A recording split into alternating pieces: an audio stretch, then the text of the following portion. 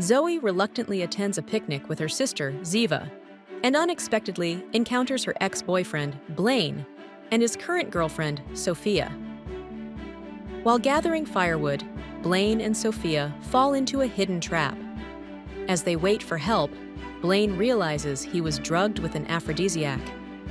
When Zoey arrives to help, she accidentally lets go of Sofia's hand as she's being pulled from the trap. Had Zoey let go of Sofia's hand intentionally, or had Sofia's grip slipped? Will Zoey be able to overcome the guilt and trauma of this incident? Who drugged Blaine, and why? Will Sofia survive the fall? And if so, will she forgive Zoey? The deafening sound of something hitting the ground caused Zoey's eyes to go blurry as they instantly filled with tears. "Miss, why did you let go of her hand?" One of the police officers asked Zoey with a dark expression. Zoey shook her head, crying hysterically. "I didn't do it on purpose, I swear it. It was not intentional." The officer looked surprised. "Miss, how can you say it was not intentional? I saw you let go of her hand with my own eyes. Why did you want to hurt this woman? What do you have against her? I'm going to need you to come with me down to the police station for questioning." From deep in the trap, Blaine shouted angrily up to the police. "Somebody call an ambulance. What are you waiting for? This woman's injuries are severe. She has serious head trauma and we need to get her to the hospital right away." Zoey's mind went blank for a moment when she heard what Blaine said. She took 2 steps back in panic as tears gushed uncontrollably out of her eyes. She really didn't do it on purpose. It was clear that something had stabbed into her palm, causing her to let go reflexively. As Zoey thought of this, she opened up her hand.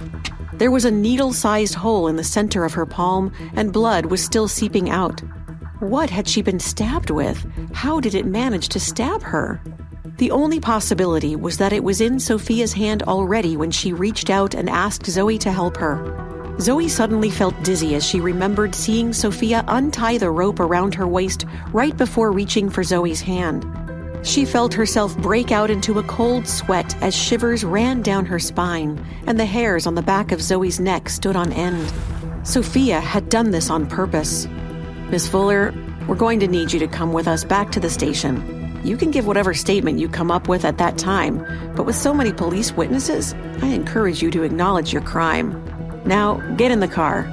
The policeman didn't want to hear what Zoey had to say and signaled for her to get in the squad car. Zoey couldn't help but look at Blaine as he brushed past her before hurrying to the ambulance alongside Sofia. He looked extremely worried. Perhaps he would think this was an act of jealousy because Zoey had witnessed the intimacy between him and Sofia. Zoey closed her eyes. She didn't know if she had ever felt as lonely as she did at this moment. Zoey had been in the police station for hours. They obviously had no intention of letting her go. The officer who had been interrogating her stepped back into the room after taking a call. He sat down and told her sternly, "Miss Fuller, I just received a call from the hospital. Miss Quincy's injuries are serious, and she is in critical condition. Let me tell you, you better pray that she makes it through this. If anything happens to her, prepare to spend the rest of your life in prison." "I repeat, I didn't mean to hurt her." As Zoey spoke, her pale lips were trembling violently. Zoey was growing suspicious of these policemen. They seemed so ready to accuse her versus doing their jobs and investigating. "Can't you see the wound in my palm? Why don't you investigate this matter? Isn't that your job?" Zoey asked in frustration. The policeman impatiently put down his pen. "Miss Fuller, no matter how the wound on your hand came about, we have witnesses who saw you let go of Miss Quincy's hand. I'd advise you to admit your guilt."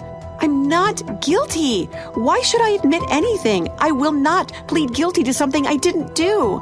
You need to get off your do your jobs and investigate." Zoey was angry. Zoey's temper enraged the policeman. He wouldn't let this woman tell him how to do his job. "You better watch your mouth. Treat me with respect when you speak to me. You're already in enough trouble." Zoey felt extremely wronged. She kicked the table in anger and frustration. Tears of grievance poured out of her. "Let me tell you, you'd better not let me out. The first thing I will do when I get out of here is file a lawsuit. This is police misconduct and discrimination." I demand to see a lawyer right now. I am entitled to legal counsel under the law.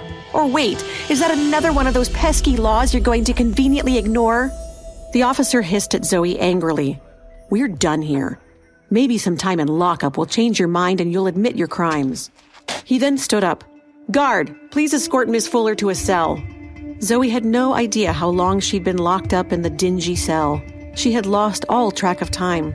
In the night, Zoey shivered with cold. The paper-thin blanket on the prison cot was useless.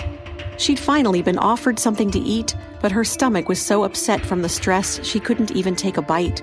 Not that the ham sandwich looked appealing anyway.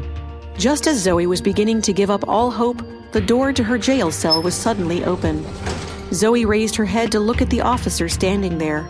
She hadn't seen this particular policeman before.